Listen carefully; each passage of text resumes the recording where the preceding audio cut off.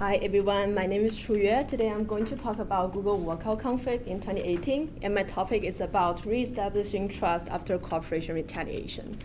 So start with the background information. It happened on November the 1st, 2018. Over 20,000 people participated in this global protest to deal with inequalities and sexual misconduct. However, their public demands were not met, and some were ignored. Also, there's corporation retaliation afterwards, specifically towards the employees who participated in the walkout and also the organizers.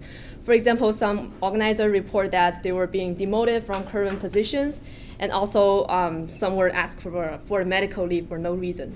So one of the questions that come into my mind when doing the background research is how does the corporation retaliation deteriorate the trust in workplace?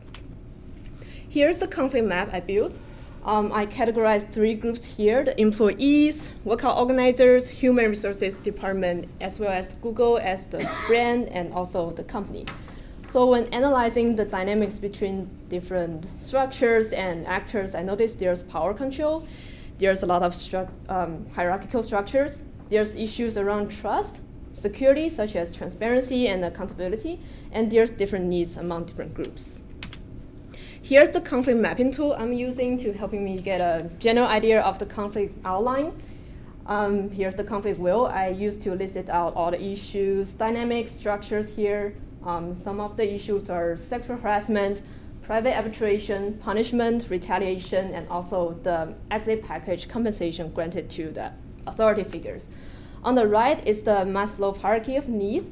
I drew a line here to mark the gap between the employees and employers' need differences. Specifically, for employees and workout organizers, they're focusing more on the psychological needs, safety needs, and basic needs.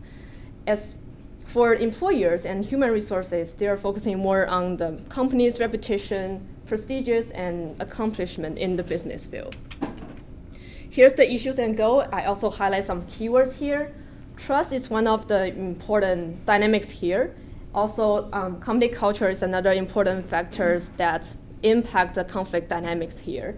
I also connect the power dependent theories to this, to the company culture to see how people who have more power cast power control to people who have less power, such as the employees in the company. Also, psychological safety is another issue to deal with. How to properly address these issues is one of the questions I need to consider when doing the intervention designs. Moving to the goals, here one of the goals is to understand the needs and values from both sides, to find the common ground underlying, and to more specific goal is to secure the workplace and identify some potential challenges and barriers in the intervention designs. Here's the network structure analysis. I circled out 3 groups here. Here is the workout organizers, employees. Here's the human resources department and the CEO, CFO here. And also the media, I identified later that they also contribute to the conflict dynamics by reporting, interviewing, somehow intensify the conflict as well. So from network analysis, it is decentralized with multiple centers. There are shared homophily in each group, shared similarities, which widen the gap. It's hierarchical, it's closed network, and there's implicit structure holes there. And the reason why I call it implicit is because this node, the National Labor Relations Board, exists during and after the conflict for a while by publicly questioning Google's behavior to its employees and also the violation of the labor law. But it didn't last longer. So what are needed here is a sustainable brokerage role, probably bringing more facilitators into the conflict, foster broader understanding from each side, and recognize common ground. So my strategic goal is to foster a collaborative working environment and to reestablish the trusting relationship between employees and employers.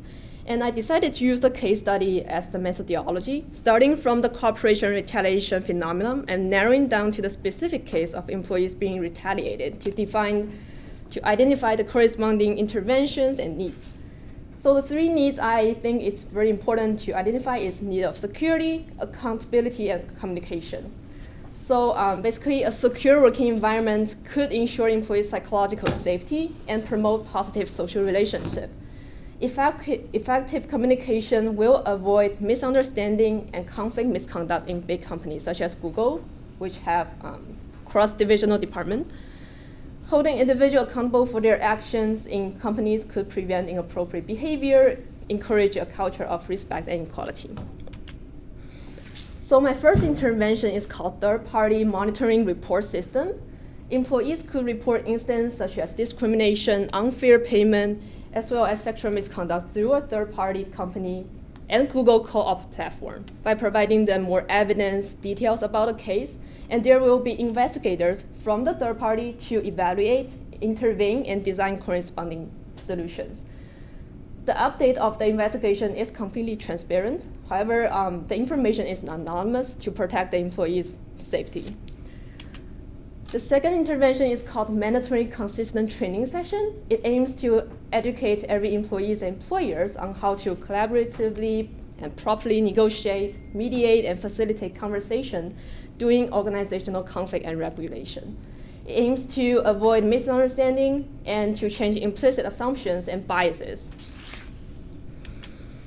The third intervention is called mandatory weekly department meeting. It aims to increase employees' awareness of individual accountability and to up-to-date organizational development information. It's designed to be peered and self-evaluated, which that means employees can receive feedback from other peers and colleagues, and also they can evaluate and monitor their executives' behavior. And that aims to increase the performance bar in the department. Here's the SWOT analysis for the general 3 intervention. First, it will bring parties back to the negotiating table. It will foster a positive relationship with clear common ground and also strengthen the company's culture. However, it has critical weaknesses, such as year has passed since 2018. The stakeholders' need might already be changed. There's lack of financial support, especially all the 3 interventions require financial fund. It might be a little bit tedious and repetitive to see the long-term change.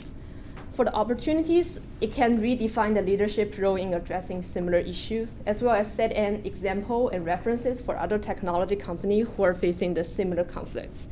Also, it will bring more investment opportunities if the investor saw there's successfulness. For the threats, there might be non-negotiable information blockers from the company that we cannot access for the private information. There might be cross-divisional value differences and cultural differences among different global sites, as well as there's unexpected economic crisis. Here's the monitoring and evaluation. I follow the 4-step framework here. Specifically for the inputs, there are equipment, financial resources, and time invested into all the 3 interventions.